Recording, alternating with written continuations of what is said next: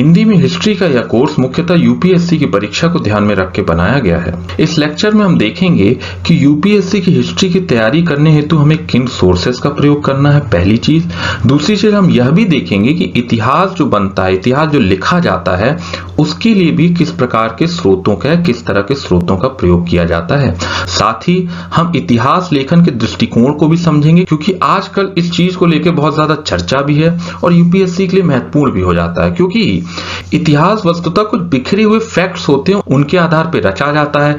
ऐसे में इतिहास लिखने के पीछे दृष्टिकोण बहुत महत्वपूर्ण भूमिका निभाता है, क्योंकि उसी के आधार पर कोई इतिहासकार अपने दृष्टिकोण को संतुष्ट करने वाले तथ्यों को पकड़ता है और अन्य तथ्यों को छोड़ता है। तो इसे सिलेक्टिव चूजिंग या सिलेक्टिव पिकिंग की भी पॉलिसी कहते हैं। इसलिए एक चीज समझ लीजिए, हमें यह जानना बहुत जरूरी है कि इतिहास लेखन के पीछे अलग अलग इतिहासकारों का क्या दृष्टिकोण है, तभी हम पूरे समग्र रूप से इतिहास को समझ पाएंगे। इस लेक्चर में हम यह समझेंगे कि यूपीएससी में हिस्ट्री की तैयारी करने हेतु हमें किन सोर्सों का प्रयोग करना चाहिए, किन सोर्सेस का प्रयोग करना चाहिए। तो इसके लिए एनसीईआरटी को तो पढ़ना महत्वपूर्ण है ही। जैसे हिस्ट्री या ज्योग्राफी या सभी चीजों में हमें एनसीईआरटी पढ़नी महत्वपूर्ण होती है, आपको पता है। यूपीएससी के लिए बेसिक कॉन्सेप्ट क्लियरिटी के लिए एनसीईआरटी पढ़ना बहुत आवश्यक है।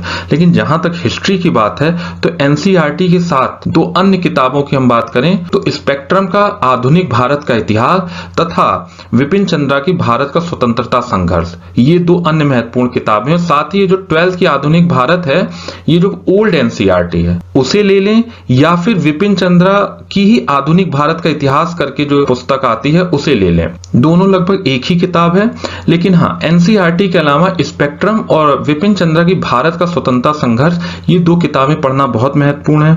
क्योंकि स्पेक्ट्रम एक तो जहां पॉइंट फॉर्म में चीजों को दे देता है तो आपके पास पॉइंट्स हो जाते हैं, और आजकल उत्तर लेखन में यूपीएससी की इस चीज का ज्यादा महत्व है कि आप पॉइंट में चीजों को, अधिक से अधिक चीजों को लिख दें।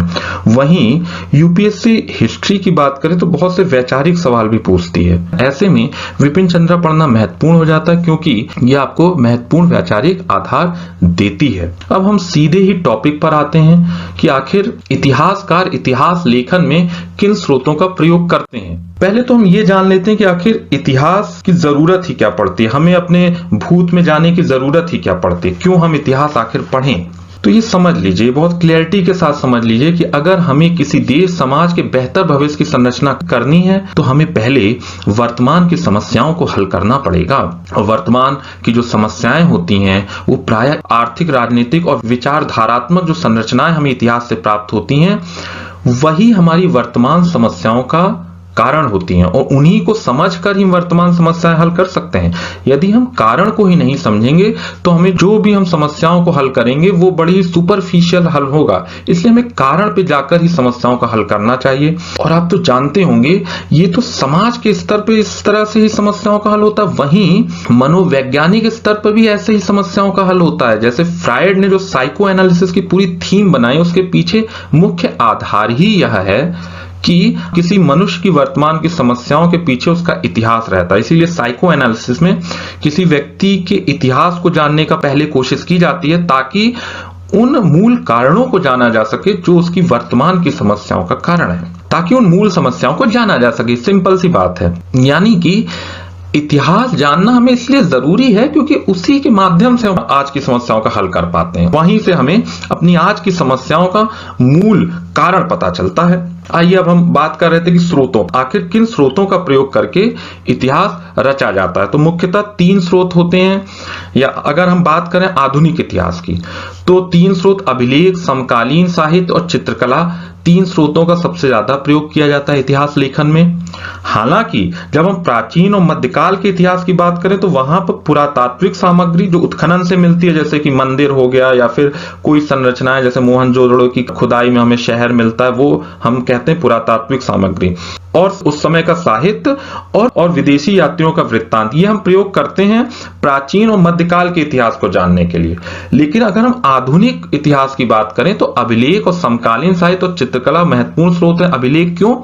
क्योंकि आधुनिक काल में ज्यादातर बातें फॉर्मल तरीके से लिखी हुई हैं। जैसे कि अभिलेख के अंतर्गत राजकीय अभिलेख, पुरालेखीय अभिलेख और न्यायिक अभिलेख आते हैं। और जैसे भारत के जो नेशनल आर्काइव और जो इंडिया है जो दिल्ली में है, यहां पर बहुत से राजकीय अभिलेख रखे हुए, न्यायिक अभिलेख रखे गए ब्रिटिश समय के, कि ब्रिटिशर्स ने जैसे वो कोई जैसे कानून पास किया तो उसके बारे में वो कानून का पूरा खाका हो या कोई न्यायिक निर्णय हो, वो पूरा बहुत अच्छे से संभाल के रखा गया। तो ऐसे में उनका प्रयोग इतिहास लेखन में किया जाता है, इसलिए भी वो महत्वपूर्ण हो जाते हैं, क्योंकि ये जो अभिलेख होते हैं ये फर्स्ट हैंड इंफॉर्मेशन देते हैं। और लिखते वक्त, इन अभिलेखों को लिखते वक्त ये इंटेंशन नहीं होती है कि इसका प्रयोग हम किसी खास दृष्टिकोण से कर रहे हैं, इसलिए ये माना ये जाता है कि ये बिल्कुल प्योर रूप से इंफॉर्मेशन देते हैं। इसलिए अगर हमें सच इतिहास जानना है तो इन अभिलेखों का प्रयोग किया जा सकता है। वहीं दूसरा स्रोत, हम समकालीन साहित्य की बात करते हैं तो उसमें उस समय की पत्र पत्रिकाएं, यात्रा वृत्तांत, नाटक, उपन्यास, साक्षात्कार, ये सारी चीजें आती हैं। जैसे कि उस समय की अगर हम बात करें, स्वतंत्रता से पहले जो उपन्यास लिखे गए हैं, जैसे गोदान हुआ, मैला आंचल हुआ, चाहे अनटचेबल हुआ, ये ऐसे उपन्यास हैं जो उस समय की पूरी आर्थिक सामाजिक व्यवस्था का चित्रण करते थे। तो ऐसे में ये सारे उपन्यास एक महत्वपूर्ण स्रोत का काम करते हैं। वहीं हम बात करें तो साक्षात्कार, उस समय के लोगों के लिए गए साक्षात्कार भी हमें एक महत्वपूर्ण स्रोत की तरह हम इतिहास लेखन में प्रयोग करते हैं साक्षात्कार का। वहीं अगर हम बात करें चित्रकला की, तो उस काल में कंपनी पेंटिंग्स हो, चाहे राष्ट्रवादी प्रभाव वाली बंगाल स्कूल ऑफ आर्ट्स, ये सभी जो आर्ट्स हैं, ये उस समय के व्यापार, उत्सवों, बाजारों आदि का चित्रण मिलता है इसमें, जिससे उस समय के इतिहास, समय के बारे में महत्वपूर्ण सूचना मिलती है।